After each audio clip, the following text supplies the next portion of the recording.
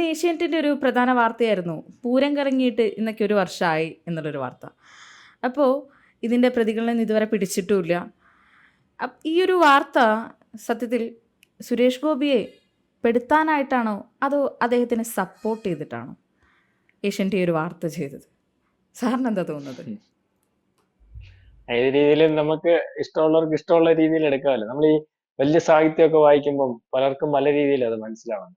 അതിനകത്ത് അതേ രീതിയിൽ അതിനാണ് വലിയ സാഹിത്യ പുരസ്കാരം കിട്ടുന്നത്. കാരണം നമുക്ക് അതിനകത്ത് ചില വരികൾ ഇപ്പൊ അഖില വായിക്കുമ്പോൾ മനസ്സിലാവുന്ന അർത്ഥമായിരിക്കത്തില്ല, ഞാൻ വായിക്കുമ്പോൾ എനിക്ക് മനസ്സിലാവുന്ന അർത്ഥം. അതാണ് അതിന്റെ ഒരു ഗാംഭീര്യം എന്ന് പറഞ്ഞാല് ഏഷ്യാനെറ്റ് രാവിലെ ചെയ്തേക്കുന്നത്. കാരണം ഇത് പൂരം കലങ്ങിയിട്ട് ഒരു കൊല്ലം.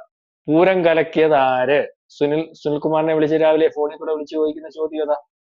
അവിടുത്തെ മുൻ MLA-യും മന്ത്രിയുമായിട്ടുള്ള സുനിൽകുമാർ എന്താ പറയുന്നത്? ആ പൂരം കലക്കിയത് BJP-ക്കാരാ. ലോകത്താരും ചെയ്തുകൂടാത്ത കാര്യമല്ലേ അവന്മാർ ചെയ്തത്. അങ്ങനെയല്ലേ ഈ സുരേഷ് ഗോപി ജയിച്ചത്? അല്ലെങ്കിൽ അയാൾ അവിടെ എങ്ങനെയാ ജയിക്കുന്നത്? ഞങ്ങൾക്കൊന്നും ചെയ്യാൻ സാധിക്കത്തില്ല. അപ്പൊ എങ്ങനെയായി കാര്യങ്ങൾ? പൂരം കലക്കിയത് അപ്പം ഈ ഒരു വിഷയം കൊണ്ടുവരുന്നു. എന്തുകൊണ്ട് ഈ ഒരു കൊല്ലമായിട്ടും അതിന് തക്കതായിട്ടുള്ള ആൾക്കാരെ പിടിക്കുന്നില്ല, അല്ലെങ്കിൽ അങ്ങനെ പിടിക്കേണ്ടതല്ലേ, അതിന് ഗവൺമെന്റ് എന്താ തയ്യാറാവാത്ത എന്നൊക്കെ ന്യായമായ രീതിയിൽ ചോദിച്ചിട്ട് ഈ ചോദ്യത്തിനോടുള്ള ഒരു അഭിപ്രായം അത് കൃത്യമായിട്ട് പ്ലേസ് ചെയ്യാൻ അറിയാവുന്നവർക്കും കളിക്കാൻ അറിയാവുന്നവർക്കും കളിക്കാൻ പറ്റുന്ന അതിന് അഭിപ്രായം എന്ന് പറഞ്ഞാൽ ഈ അഭിപ്രായങ്ങൾ മൊത്തം സുരേഷ് ഗോപിക്കെതിരെ വർത്താനം പറയുന്ന ഒരു 4 പേരെ ഫോണിൽ വിളിച്ചിട്ട് അഭിപ്രായം പറയിച്ചാൽ ആ ചാനലിനകത്ത് ആ ചാനൽ പിന്നെ ആ ജോലി ആർക്ക് വേണ്ടിയാ ചെയ്യുന്നത്? അതായത് സുരേഷ് ഗോപി എന്ന് പറയുന്ന ആൾ ഒരു പക്ഷെ അവിടെ നിന്ന് ജനപ്രതിനിധി ആയതിന്റെ ഒരു മെറിറ്റും അദ്ദേഹം അല്ലെങ്കിൽ അദ്ദേഹത്തിന്റെ ജോലി കൊണ്ടോ BJP-യുടെ ഗുണം കൊണ്ടോ അല്ല. അവിടെ ഒരു പ്രാദേശിക വികാരം ആവശ്യമില്ലാതെ ഇളക്കി വിട്ട് അല്ലെങ്കിൽ ചെയ്യാൻ പാടില്ലാത്ത ഒരു കാര്യം ചെയ്ത് ചേതോവികാരം ഉണ്ടാക്കി അവരുടെ വോട്ട് മാത്രം നേടി ജയിച്ചിട്ട് വന്നിട്ടുള്ള ഒരു MP-യും കേന്ദ്രമന്ത്രിയും ഒക്കെയാണ് സുരേഷ് ഗോപി. അത്തരത്തിലുള്ള ഒരു പാർട്ടിയാണ് BJP എന്ന് വീണ്ടും വീണ്ടും കേരള ജനതയോട് വിളിച്ചു പറയുന്നതിന്. ഒരുപക്ഷെ തൃശ്ശൂർ ഈ കാര്യം വലിയ വലിപ്പത്തിൽ ചെലവാകത്തില്ലെങ്കിലും BJP ഇങ്ങനെയൊക്കെയാണ്, അല്ലെ സുരേഷ് ഗോപി എന്ന് പറയുന്ന നേതാവ് ഇങ്ങനെയൊക്കെയാണെന്ന് കേരളത്തിലുടനീളം പ്രചരിപ്പിക്കാൻ വേണ്ടിയുള്ള ശ്രമം. രാജീവ് ചന്ദ്രശേഖരന്റെ ചാനലാണ്, അദ്ദേഹത്തിന് വേണ്ട വലിയ വലിപ്പത്തിൽ ഇതിനകത്ത് ഷെയറും ഒക്കെ ഉണ്ട്. അദ്ദേഹം ഇതിനകത്ത് ഇവിടെ BJP-യുടെ സംസ്ഥാന പ്രസിഡന്റ് ആയിട്ട് വന്നതിന് ശേഷവും ഇവരുടെയില് ഒരു വാർത്തയെങ്കിലും BJP-ക്കെതിരെ ചെയ്യാതിരിക്കുന്ന ഒരവസ്ഥയില്ല. പിന്നെ അദ്ദേഹത്തിന് ഇവരുടെ വാർത്ത കേട്ടാൽ പുള്ളിക്ക് മനസ്സിലാകത്തില്ല. കാരണം പുള്ളി മലയാളിയാണെങ്കിലും വെളിയിൽ പഠിച്ചതായതുകൊണ്ട് നമുക്ക് മനസ്സിലാവുന്നത് പോലെ അതിന്റെ വ്യക്തമായിട്ടുള്ള മലയാളത്തിലുള്ള അർത്ഥം മനസ്സിലാവുമെന്ന് എനിക്ക് തോന്നുന്നില്ല. അതുകൊണ്ട് കുഴപ്പമില്ല. അപ്പം ഇതിനകത്ത് സുരേഷ് ഗോപി എന്ന ജനപ്രതിനിധിക്ക് ഇവർ ഈ പറയുന്ന 75,000 80,000 വോട്ടിന്റെ ഭൂരിപക്ഷത്തിൽ ജയിക്കണമെങ്കിൽ ഒരു പൂരം കലക്കിയാലൊന്നും നടക്കത്തില്ല. അവിടെ ഒരു ത്രികോണ മത്സരം നടക്കുകയും, രാഷ്ട്രീയക്കാരെന്നുള്ളത് ഞാൻ പറയാം, ത്രികോണ മത്സരം നടക്കുകയും ആ ത്രികോണ മത്സരത്തിനകത്ത് 3 പേരും ഒരേപോലെ വോട്ട് പിടിക്കുന്ന ഒരു അവസ്ഥ വരുമ്പോൾ ഒരു പ്രത്യേക സാഹചര്യത്തിൽ ഇതുപോലെ ഒരു പ്രശ്നമുണ്ടാക്കി ഏതെങ്കിലും ഒരു സ്ഥാനാർത്ഥി 10,000 15,000 അല്ലെ ലോക്സഭ ആയതുകൊണ്ട് 10,000 15,000 വോട്ട് ആ വികാരത്തിൽ മാറി ഇപ്പം BJP-ക്ക് അനുകൂലമായിട്ട് അല്ലെ BJP പൂരം കലക്കുന്നതിനെതിരെ നിന്നു. അതിനകത്ത് വേണ്ട രീതിയിൽ സുരേഷ് ഗോപി ഇടപെടുന്നു. സുരേഷ് ഗോപി വയ്യാതെ കിടന്നപ്പോൾ തന്നെ ആംബുലൻസിൽ അവിടെ വന്നു, അങ്ങനെ ഇടപെട്ടു. അതുകൊണ്ടാണ് പൂരം കലങ്ങിയതിനകത്ത് നിന്നും ജനങ്ങൾക്ക് താൽക്കാലത്തേക്കെങ്കിലും കുറച്ച് ആശ്വാസം കിട്ടിയതെന്ന് വരുന്ന രീതിയിൽ വോട്ട് ചെയ്തിട്ട് ജയിക്കുന്ന ഒരു അവസ്ഥ ഉണ്ടായാൽ നമുക്ക് അതിനത്രയും പൂരം കലങ്ങി. ഇതായത് 75,000 വോട്ട് കിട്ടിയില്ലേ, 80,000 വോട്ട്, 1,00,000 അടുത്ത് വോട്ട് കിട്ടുന്ന ഒരു അവസ്ഥ വന്നു. അപ്പൊ അതിനകത്ത് പൂരം കലക്കുന്ന ഒരവസ്ഥയൊന്നും ഇല്ല എന്നാണ് നമ്മൾക്ക് മനസ്സിലാവുന്നത്. അപ്പൊ അതല്ല, സുരേഷ് ഗോപി വൃത്തിയായിട്ട് ഈ പറഞ്ഞ പോലെ അവിടെ നിന്ന് ജയിക്കുന്നു. അവിടുത്തെ ജനപ്രതിനിധികളിലും അല്ലെങ്കിൽ അവിടുത്തെ ക്രിസ്ത്യാനികളുടെ ഇടയിലും മുസ്ലിങ്ങൾക്കിടയിലും ഒക്കെ BJP-ക്ക് അപ്പുറമായിട്ടുള്ള ഒരു ബന്ധമുള്ള, അല്ലെങ്കിൽ BJP ഇതുപോലെ മതേതര പാർട്ടിയൊന്നും അല്ല, BJP ഒരു പ്രത്യേക വിഭാഗത്തിന്റെ പാർട്ടിയാണെന്ന് വരുമ്പോൾ സുരേഷ് ഗോപി എന്നുള്ള ജനപ്രതിനിധിയിലൂടെ അതിനകത്തൊക്കെ ഒരു വ്യത്യാസം വന്ന് ജനങ്ങൾക്കിടയിൽ വലിയ അഭിപ്രായമുള്ള ഒരു ജനപ്രതിനിധിയൊക്കെ ആവുന്ന ഒരവസ്ഥയുണ്ട്. അപ്പൊ ഗണേശൻ കഴിഞ്ഞ ദിവസത്തെ കളിയാക്കിയപ്പോൾ അതിന്റെ പ്രതിഫലനമാണ് ഉണ്ടായത്. ആ പ്രകടനവും അല്ലെങ്കിൽ ഗണേശന്റെ വീട്ടിലോട്ടുള്ള പ്രകടനം പിന്നെ BJP-ക്കാർ പത്തനാപുരത്ത് നടത്തിയായിരിക്കും. പക്ഷെ ഇദ്ദേഹത്തിന്റെ പ്രദേശം മൊത്തവും അല്ലെങ്കിൽ തൃശ്ശൂർ മൊത്തം ഇതിനെതിരെ പ്രതിഷേധമൊക്കെ നല്ല ജനപ്രതിനിധിയാണ്. അപ്പൊ ഇത് വീണ്ടും വീണ്ടും അദ്ദേഹത്തെ മോശമാക്കുന്നതിന് വേണ്ടി മാധ്യമങ്ങൾ ശ്രമിച്ചുകൊണ്ടിരിക്കുന്നതിന്റെ ഭാഗമായിട്ടാണ് ഇപ്പോഴും ഇത് മോശമാക്കിയത്. അല്ലാതെ സുരേഷ് ഗോപിയെ രക്ഷിക്കുന്നതിന് വേണ്ടിയോ അല്ലെങ്കിൽ മറ്റു കാര്യത്തിന് വേണ്ടിയോ ഒന്നും, പൂരത്തോടുള്ള സ്നേഹത്തിന് വേണ്ടിയൊന്നും വേറെയുള്ള ഒരു ചാനലും ഏറ്റെടുക്കാത്ത ഒരു മറന്നു പോകേണ്ടതായിട്ടുള്ള ഒരു വിഷയവും അല്ലെങ്കിൽ അതിനകത്ത് കാര്യങ്ങളൊന്നുമില്ല. ഒരു പോലീസ് ഉദ്യോഗസ്ഥൻ അല്ലെങ്കിൽ അദ്ദേഹത്തിന്റെ കൃത്യവിലോപത്തിനകത്ത് വന്ന ഒരു പ്രശ്നമാണെന്ന് മാത്രം കണ്ട് വേറെ അന്വേഷണ റിപ്പോർട്ട് ഒന്നും ഇല്ലാത്തത് കൊണ്ട് മാത്രമാണ് അതിനകത്ത് ഈ അന്വേഷിച്ചിട്ടൊന്നും കിട്ടാത്തത്. അത് പോലീസ് ഉദ്യോഗസ്ഥൻ ACP അവിടെ നിന്ന് കാണിച്ച തോന്നിവാസം, അയാളാണ് പൂരം കലക്കിയത്. അതിനകത്ത് ആ പൂരം കലങ്ങിയത് കൊണ്ടും അല്ലെങ്കിൽ ഇതിനകത്ത് പ്രശ്നം ഉണ്ടായത് കൊണ്ടും രാഷ്ട്രീയക്കാരെന്നുള്ള രീതിയിൽ വളരെ കൃത്യമായിട്ട് വ്യക്തമായിട്ട് മറ്റു പാർട്ടികൾക്കും സുരേഷ് ഈ പറയുന്ന അഭിപ്രായം പറയാൻ പറ്റുന്നില്ല. സുനിൽകുമാറിന് അഭിപ്രായം പറയാൻ പറ്റത്തില്ല.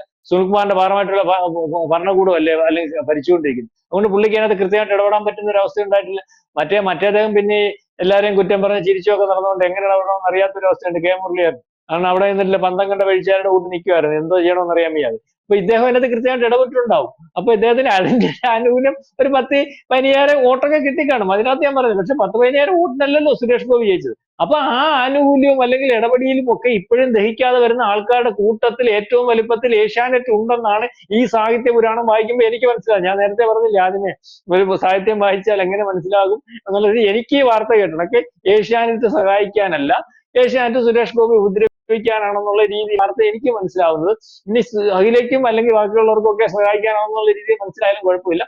ഏതായാലും ഏഷ്യാനെറ്റ് നിരന്തരമായിട്ട് BJPക്കെതിരെ ഇപ്പോഴും വാർത്ത ഓരോ ദിവസവും ഏതെങ്കിലും ഒക്കെ വഴിക്ക് വന്ന് BJPക്കെതിരെ സംസാരിക്കുന്ന ഒരു ചാനലായിട്ട് തന്നെ നിലകൊള്ളുകയാണ്. അത് രാജീവ് ചന്ദ്രശേഖരൻ പലവട്ടം നമ്മൾ പറഞ്ഞപ്പോഴും ഒരു കൃത്യമായ വാർത്ത കൊടുക്കുന്ന ചാനലായിട്ട് ഏഷ്യാനെറ്റിനെ നിലനിർത്തുന്നതിനെങ്കിലും അദ്ദേഹത്തിന് കഴിഞ്ഞാൽ, കാരണം അതിനകത്ത് അദ്ദേഹമാണല്ലോ അതിന്റെ മുതലാളി, കഴിഞ്ഞാൽ നന്നാവും. അങ്ങനെ തന്നെ ആയിരിക്കണം മാധ്യമ പ്രവർത്തനവും എന്നാണ് എനിക്ക് തോന്നുന്നത്. ഏഷ്യാനെറ്റ് പറഞ്ഞതുപോലെ തന്നെ ഇപ്പോൾ 1 വർഷം കഴിഞ്ഞു. അടുത്ത മാസം May 6-ന് തൃശ്ശൂർ പൂരം വരികയാണ്. അപ്പോൾ ഇതിനെ ആയിട്ട് നമുക്ക് കണക്ട് ചെയ്യുമ്പോൾ വേറൊരു കാര്യം കൂടി ഉണ്ട്, അജിത് കുമാർ. അപ്പോൾ അദ്ദേഹത്തിന് ഈ കേസുമായിട്ട് സത്യം പറഞ്ഞാൽ അടുത്ത ബന്ധമുണ്ടെന്ന് എനിക്ക് തോന്നുന്നില്ല. എന്താണ് അപ്പോൾ ഇദ്ദേഹത്തിൻ്റെ ഈ ഒരു കാര്യത്തിൽ സാറിന് പറയാനുള്ളത്? അത് തന്നെ അഖിലേ പറഞ്ഞത്, ഇതിനകത്ത് കുറെ ആൾക്കാരെ കൊണ്ടു നടന്ന് ഇതിനകത്ത് വലിച്ചിഴക്കുക എന്നുള്ളത്. അജിത് കുമാർ അവിടെ അദ്ദേഹത്തിന്റെ ചാർജുകാരനായിരുന്നു പറയുന്നത്. ആ പ്രദേശത്ത് പോലും ഉണ്ടെന്ന് എനിക്ക് തോന്നുന്നില്ല. ചുമ്മാതെ വലിച്ചഴക്കുക. കാരണം ഇയാളെങ്ങാണ്ട് പണ്ടെങ്ങാണ്ട് പോയി അവിടെ കണ്ട് ഇയാളുടെ കൊച്ചാട്ടനോ മച്ചാനോ കണ്ടിട്ടുള്ള ഒരു RS കാരനെ എങ്ങാണ്ട് പോയി കണ്ടിട്ടുണ്ട്. അയാൾ ദേശീയ നേതാവ് കണ്ടായിരുന്നു. അപ്പൊ RS കാരനെ അജിത് കുമാറിനെ കാണാൻ പറ്റത്തില്ലെന്ന് പറഞ്ഞ് വേളം ഉണ്ടാക്കിയതിന്റെ കൂട്ടത്തിൽ ഈ അജിത് കുമാർ എന്ന് പറയുന്ന പോലീസ് ഓഫീസർക്ക് പിണറായി വിജയനോടും അല്ലെങ്കിൽ ഈ പറഞ്ഞ ഇടതുപക്ഷത്തോടും പ്രത്യേക താല്പര്യമുണ്ട്. അപ്പൊ അതിനകത്ത് വൈരാഗ്യ ബുദ്ധിയുള്ളവരുണ്ട്. അപ്പൊ അങ്ങനെ കുറെ ആൾക്കാർ ഇയാളെ മോശമാക്കുന്നത്, അയാളെ ക്ലിയർ ആണെന്നുള്ള സർട്ടിഫിക്കറ്റ് അല്ല ഞാൻ കൊടുക്കുന്നത്, അയാളെ മോശമാക്കുന്നത്, ഇല്ലാത്ത കാര്യത്തിനകത്തൊക്കെ വലിച്ചഴക്കുന്നതിനകത്ത് നമ്മൾ കണ്ടില്ല. അതിന്റെ ഭാഗമായിട്ട് ഈ അജിത് കുമാറിനെ വലിച്ചഴച്ചിരിക്കുന്നത്. അജിത് കുമാറിനെ ഈ പൂരത്തിനകത്ത് വലിച്ചഴക്കുന്നതിനകത്തല്ല, അവിടെ നിന്ന് അത് നിയന്ത്രിച്ച അല്ലെങ്കിൽ ആ പൂരത്തിനകത്ത് ആ വിഷയങ്ങൾ മൊത്തം നിയന്ത്രിക്കുന്ന ഒരു ACPയുടെ കാര്യം പറഞ്ഞാൽ നമുക്ക് മനസ്സിലാവും. ആ ACPയെ എവിടെയെങ്കിലും നിന്ന് ഡയറക്ഷൻ കൊടുക്കുന്ന ഒരു അജിത് കുമാർ, അത് പ്രത്യേകിച്ച് അവിടെ പൂരം കിടക്കുന്നതിന് മുമ്പ് 1 കൊല്ലം മുമ്പാണ് ഇയാള്, അല്ലെങ്കിൽ 6 മാസം മുമ്പാണ് ഇയാൾ RSS നേതാവിനെ കണ്ടെന്നൊക്കെ പറഞ്ഞാൽ ഇത് ആരോട് പറയുക? പിന്നെ സാധാരണക്കാരുടെ ഇടയിൽ ഒരു കൺഫ്യൂഷൻ ഉണ്ടാക്കുന്നതിന് വേണ്ടി ഇതൊക്കെ സാധിക്കും. കാരണം ഇയാൾ RSS നേതാവിനെ കണ്ടു, അയാൾ കണ്ടതെന്നാ? കണ്ടിട്ട് കാലങ്ങൾ കഴിഞ്ഞു. എന്നിട്ട് അന്നേ പറഞ്ഞായിരുന്നു, ഇനി നമുക്ക് ഒത്തിരിയും കാലം വരുമ്പോ ഒരു പൂരം വരും കേട്ടോ, ആ പൂരം വരുന്നതിന്റെ പിറ്റേന്നായിരിക്കും, ഇത്ര ദിവസം കഴിയുമ്പോൾ നമുക്ക് ഇലക്ഷൻ വരും കേട്ടോ. അപ്പം ഇയാൾ അവിടെ ചെന്ന് നിന്ന് ആ പൂരം കലക്കിയിട്ട് അവിടെ സുരേഷ് ഗോപി ആയിരിക്കും സ്ഥാനാർത്ഥി കേട്ടോ, അപ്പൊ സുരേഷ് ഗോപിയെ ജയിപ്പിക്കണം, ഇങ്ങനെ പറഞ്ഞു വിട്ടതുപോലെ അവന്മാരുടെ പറച്ചില്.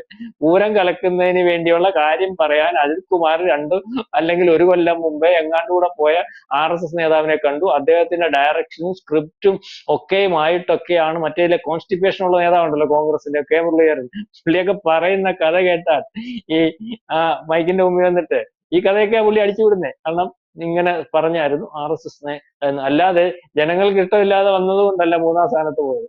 പൂരം കലക്കേണ്ട പുള്ളി 3-ാം സ്ഥാനത്ത്. അപ്പൊ പൂരം കലക്കിയെങ്കിൽ ഈ പറഞ്ഞ സുനിൽകുമാർ പോട്ടെ, സുനിൽകുമാർ ഇദ്ദേഹത്തെക്കാട്ടി കുറച്ചുകൂടെ മാറ്റായി.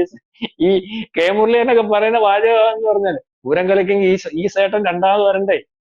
ഈ സേട്ടൻ എങ്ങനെയാ 3ാമത് പോയത്? ഈ സേട്ടന് വളരെ വോട്ട് കുറവല്ലേ?